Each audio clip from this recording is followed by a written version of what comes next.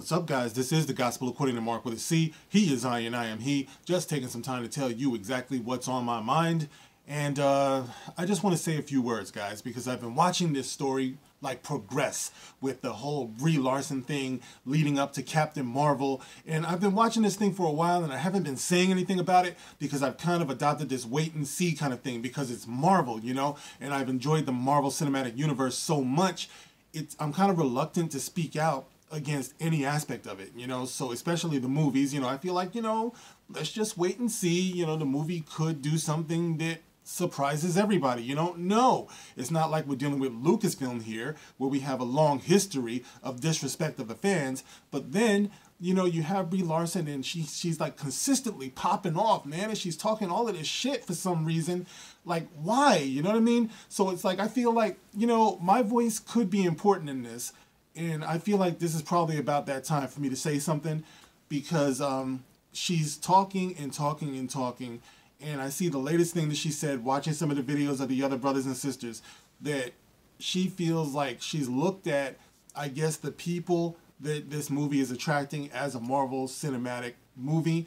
You know, she sees what it's attracting and she sees that most of the reviewers tend to be white and they tend to be male, and she wants to go out of her way to make sure that other people have an opportunity to come in and review her film and have an opportunity to be heard, because she claims that she crunched the numbers and she did some fact checking, and it seems that there are people out there who are being shut out of the reviewing process. So she wants to use her so-called privilege to help other people up.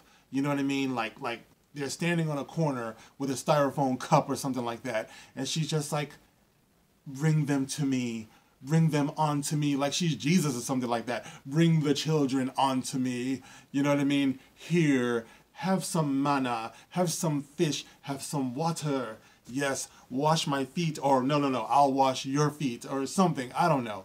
But to me, I'm just like, Brie, you do realize we're living in the age of YouTube and social media. There are a lot of people out here who are having their say, such as me. Now, okay, I don't have like a ton of subscribers. It's not like I'm PewDiePie or something like that. You know, my son was telling me about PewDiePie. I'm like, boy, what do you know about PewDiePie? You know, but he's like, Dad, PewDiePie's got millions of subscribers.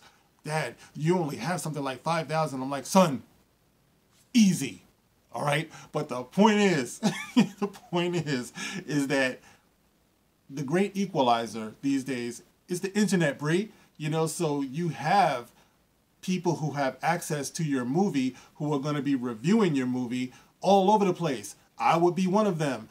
I'm actually going to go see your movie. Now, I understand why a lot of brothers are not going to go see your movies, especially the white ones, because of the way that you're popping off shit. But it just so happens that my son wants to see the movie because he's a huge fan of the Marvel Cinematic Universe. He loved Infinity War, and he sees this as a chapter in Infinity War. So when he looks at the preview, he's like, Dad, I can't wait to see it.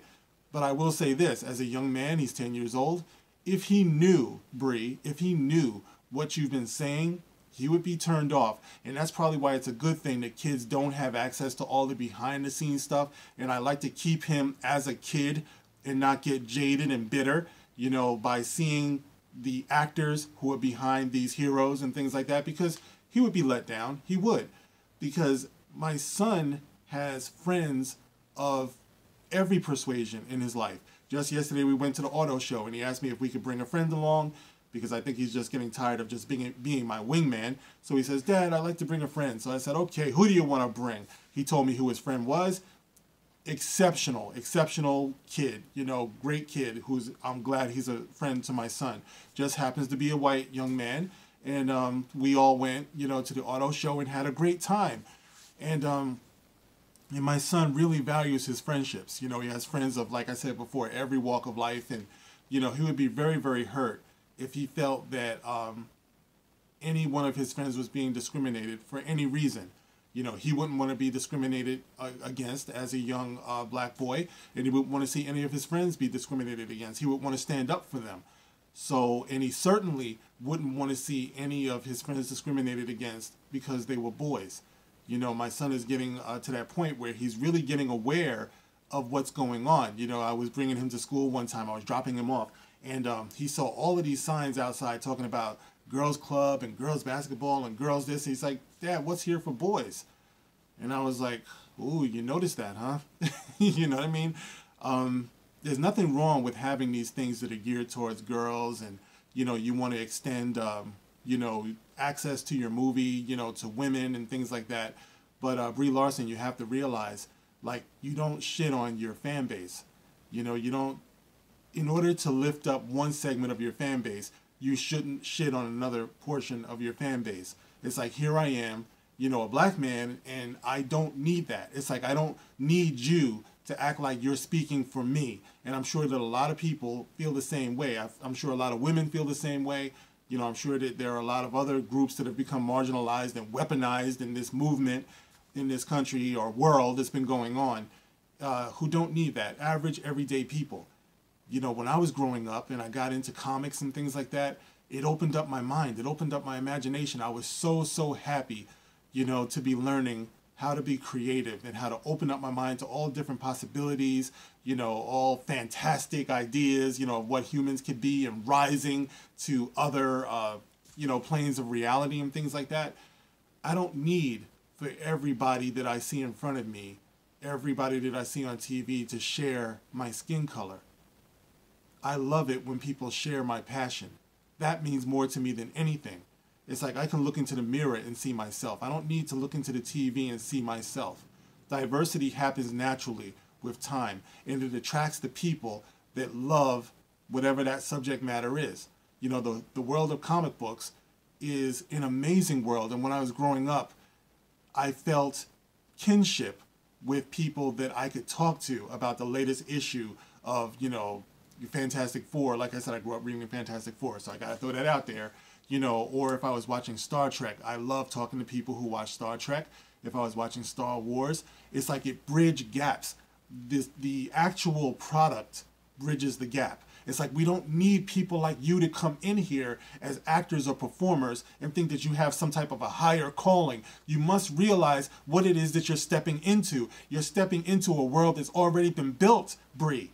And this goes for everybody else who dons these costumes and these roles and things like that. You are not the savior of humanity. You're not the savior of this particular genre, whether it's comics or whether it's comic book movies or things like that. They already have a fan base. I know. I've been part of it my entire life. I was always a tall young man. I was always a tall black young man. People thought that, oh man, you must play ball. You must play basketball. Yes, you must do this. You must do that. Picked up some weight. You must play football and everything. When I was a kid, I took all types of ribbing because my passion lay in comics. My passion lay in sci-fi, in drawing, in creating. You know, later on I was writing rhymes and things like that. But everybody always thought that, you know, you're supposed to go this way or go that way. And I was thoroughly discouraged when I said that I wanted to create. I wanted to do comics. You know, as a young boy growing up when I did, a young black boy growing up when I did, you were only supposed to get into sports. You know what I mean? Or something like that. You know, especially if you're going to be taller or bigger than the other kids. And I was discouraged. So it's like, imagine my dismay. Imagine my surprise. Imagine my amusement, you know, when I come into today and I see people trying to hold other people accountable for the fact that they don't feel like there's enough diversity in the creative process. And I would ask, in the black community, did they encourage artists? Did they encourage comic book artists, you know, the way that they should have? In my experience, the answer was no. But there were plenty of other black cartoonists or black you know, comic book artists and things like that who did get encouraged. You know, you see them at the comic book conventions and things like that. They're out there. You know, I couldn't get past my discouragement and things like that, but there are other people who could, you know, but my passion was still there as a consumer.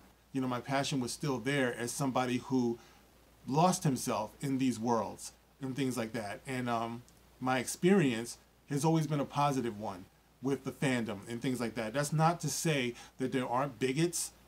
Like I said before, there are bigots everywhere, you know, but you don't need to shut people out of a genre that has always brought people together. That's what it does. All you have to do is play your role and play it to the best of your ability.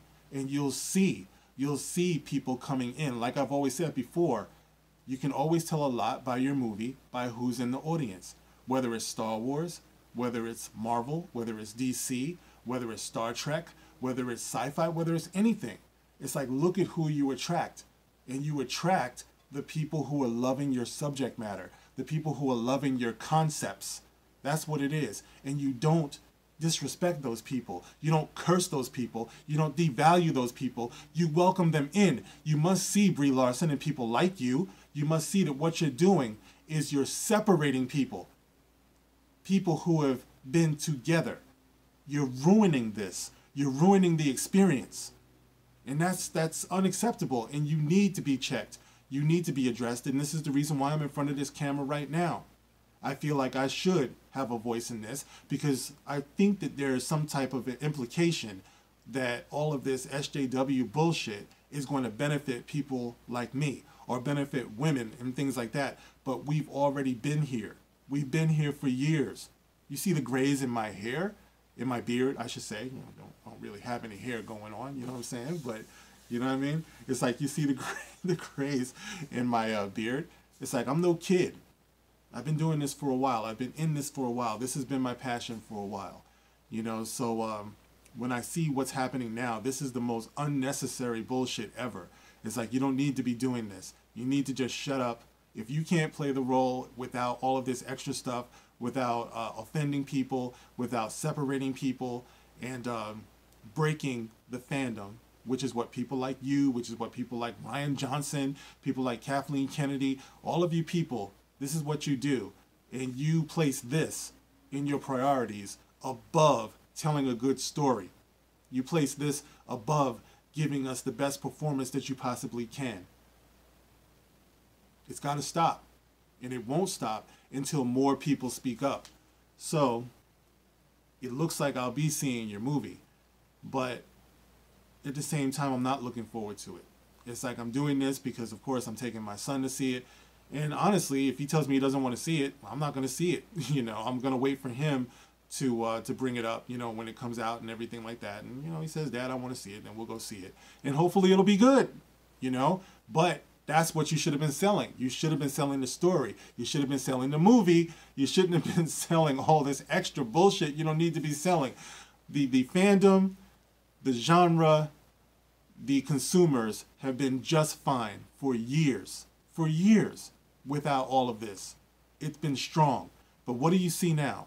The minute you go woke, you go broke. And it's appropriate. Because this is not where our passions lie. It's not up to you to change the world, Brie Larson. It's not up to you to change the world, Kathleen Kennedy. You don't belong in what we love. You don't belong in our world. And yes, I say our world because growing up, I retreated to this world. And I found a home here, and I love it. I always will. But people like you don't belong here. And every time you open up your mouth, you prove it. So, guys, I could go on with this, but it is getting late. I have to pick up my son and give him a bunch of hugs. You know what I mean? But anyway, guys, that's it. I just wanted to sound off on this because it needs to be checked. All right, guys, let me know how you feel about this. I'm actually going to leave the article that got me talking about this in the description box so you can see what Brie Larson is talking about if you haven't heard it on the other channels.